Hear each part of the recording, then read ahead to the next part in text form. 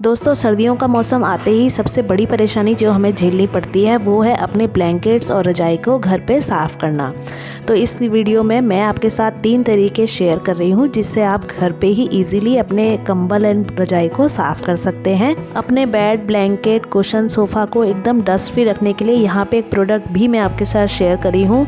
तो दोस्तों ये है अगारो बेड वैक्यूम क्लीनर। इसकी हेल्प से हम अपने घर में इसी तरीके की काफ़ी सारी चीज़ों को क्लीन एंड डस्ट फ्री रख सकते हैं। मैंने अपने घर में काफ़ी सारी चीज़ों को इस वैक्यूम क्लीनर से साफ़ किया। आप यकीन नहीं करेंगे दोस्तों कितनी सारी डस्ट और गंदगी इन सभी चीज़ों में से निकली है। तो आज के इस वीडियो में इस प्रोडक्ट को भी हम इस्तेमाल करके देखेंगे और देखेंगे कि क्या वास्तव में ये सभी चीज़ें इस वैक्यूम क्लीनर से साफ़ हो जाती हैं। तो चलिए ज़्यादा बातें ना करते हुए आज के इस इंटरेस्टिंग वीडियो को शुरू करते हैं।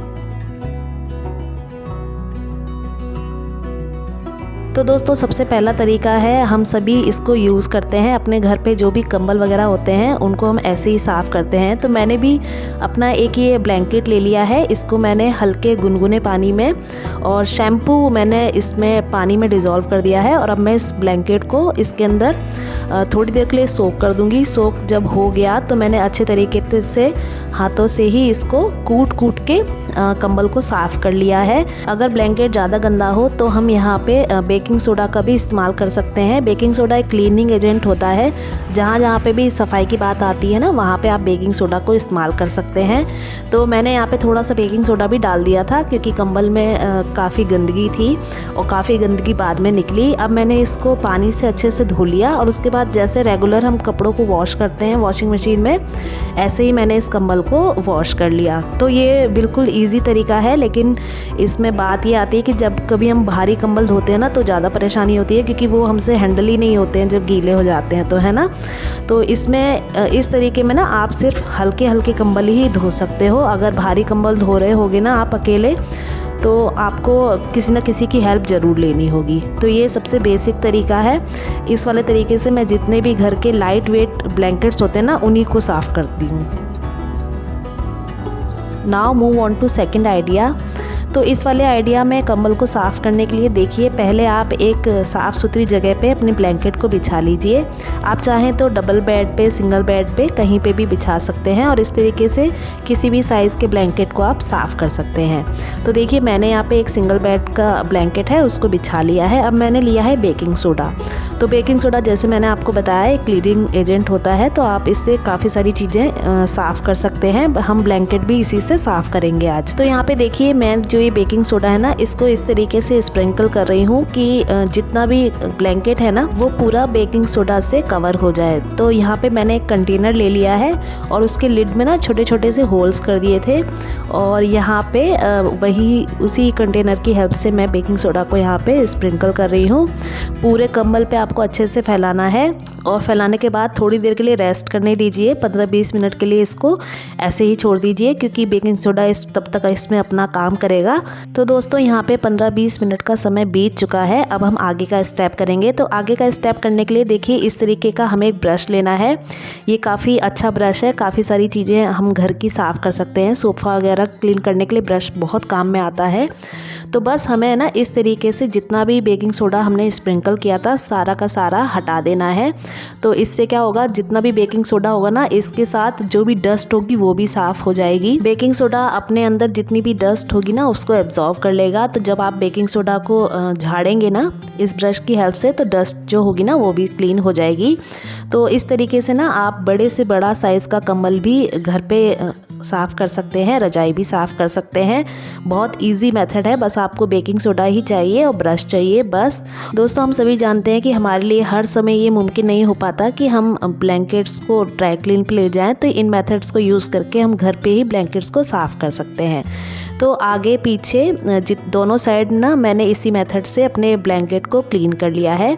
अब इसके अंदर एक भीनी भीनी सी खुशबू आए तो उसके लिए मैंने एक ये स्प्रे तैयार किया है। ये है फैब्रिक सॉफ्टनर जो होता है ना वो है और पानी है। इसका मैंने एक सॉल्यूशन बना लिया है और इसी को मैं पूरे ब्लैंकेट के ऊपर स्प्रिंकल कर दूंगी। इससे ब्लैंकेट में जो भी स्मेल वगैरह होती है ना वो चली जाएगी और इससे एक भीनी भीनी सी खुशबू आएगी। तो ये भी बहुत ही इको फ्रेंडली तरीका है अपने घर पे ही कंबल को साफ़ करने का। क्या आपने कभी इस मेथड से ब्लैंकेट को क्लीन किया है? अपना फीडबैक कमेंट सेक्शन में मेरे साथ ज़रूर शेयर कीजिएगा।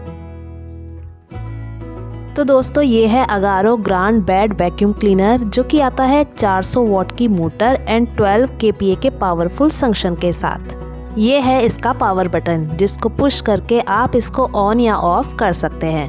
उसके आगे दिए बटन को प्रेस करके हम ये जो डस्ट टैंक है इसको इजीली रिमूव कर सकते हैं। डस्ट टैंक को ओपन करने के लिए इसके लिड को हमें नॉच से नॉच मिला के ओपन करना होता है। तो सबसे पहले आता है ये हैपा फिल्टर। इसी के अंदर जितनी भी डस्ट वगैरह है ना वो सब इसी के थ्रू होकर जाती है। उसके बाद आता है ये देखिए इस तरीके का टैंक, इसी के अंदर सारी डस्ट वगैरह कलेक्ट हो जाती है। यहाँ पे देखिए मैक्स का लेवल लगा हुआ है, मतलब यहाँ तक जब आपकी डस्ट भर जाए तो हमें इसको खाली करना होता है। इस टैंक को वापस से बंद करने के लिए हमें नॉच से नॉच मिलानी होती है और इस तरीके से इजीली ये कंटेनर बंद हो जाता है।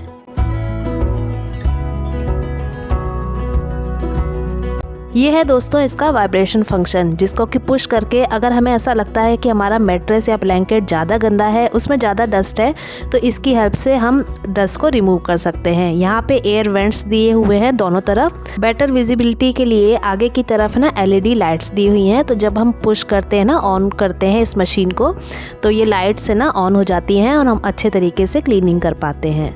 नीचे की तरफ 3 व्हील्स दिए हुए हैं, इनकी हेल्प से आप इस वैक्यूम क्लीनर को इजीली एक जगह से दूसरी जगह मूव कर सकते हैं। ये वैक्यूम क्लीनर आता है अल्ट्रा वायलेट स्टरलाइजेशन के साथ। इसमें आपको ये लैंप नज़र आएगा।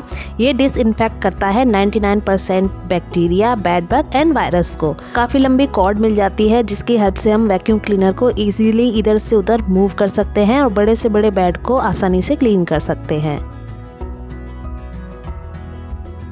तो चलिए सबसे पहले चलते हैं, ये जो मेरा मैट्रेस है ना इसको मैं क्लीन करने वाली हूँ। तो यहाँ पे मैंने बेडशीट को रिमूव कर दिया है ताकि मैट्रेस की सफाई जो है ना वो अच्छे तरीके से हो। देखिए वैक्यूम क्लीनर को यूज़ करने के लिए आपको धीरे धीरे इसको मूव करना होता है, ज़्यादा स्पीड में नहीं करना है, धीरे धीरे करना होता है। तो इससे जो मैट्रेस वगैरह ना सब आपका क्लीन हो जाता है। ऐसे ही आप बेडशीट को इसके ऊपर लगा के भी इसकी क्लीनिंग कर सकते हैं। तो ये बहुत अच्छा है, डे टू डे लाइफ के लिए सारी चीज़ें इससे क्लीन हो जाती हैं। जो चीज़ें हमें ऊपर से साफ़ दिखाई देती हैं, असल में उनके अंदर बहुत सारी डस्ट एक्यूमुलेट हो जाती है ओवर द टाइम।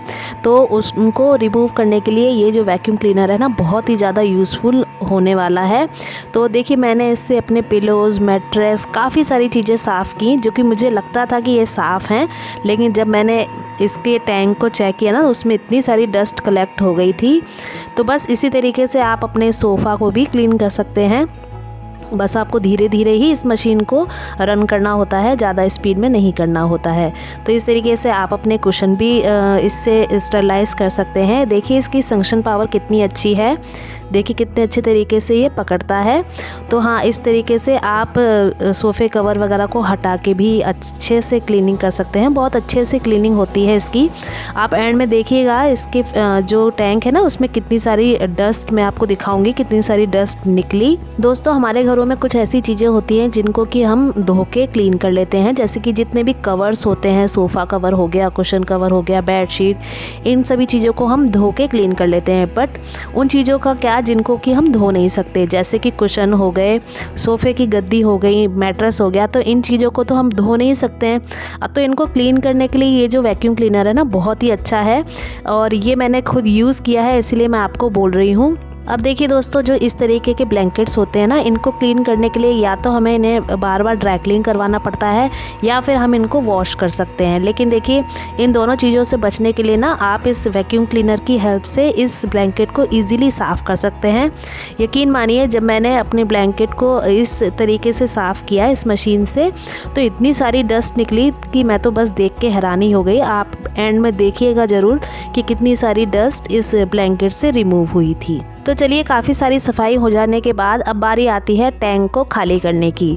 तो इस टैंक को खाली करने से पहले ना आप देखिए मास्क ज़रूर पहनिए, क्योंकि बहुत सारे छोटे छोटे पार्टिकल होते हैं ना डस्ट के, वो उड़ सकते हैं और आपकी नोज़ को और आइज़ को नुकसान पहुंचा सकते हैं। तो देखिए आप खुद ही देख सकते हैं कितनी सारी डस्ट इसमें कलेक्ट हुई है। मैं तो इतना सरप्राइज़ हो गई थी कि क्या सच में इतनी सारी डस्ट निकल सकती है, जबकि हम कितनी साफ़ सफाई का ध्यान रखते हैं। तो आप खुद देखिए इतनी सारी डस्ट निकली है। सभी की सभी डस्ट है ना, इसको आप डस्टबिन में रिमूव कर सकते हैं। अगर आपको डस्ट से एलर्जी है ना, तो ये काम आप किसी और से करवाइएगा, खुद मत कीजिएगा।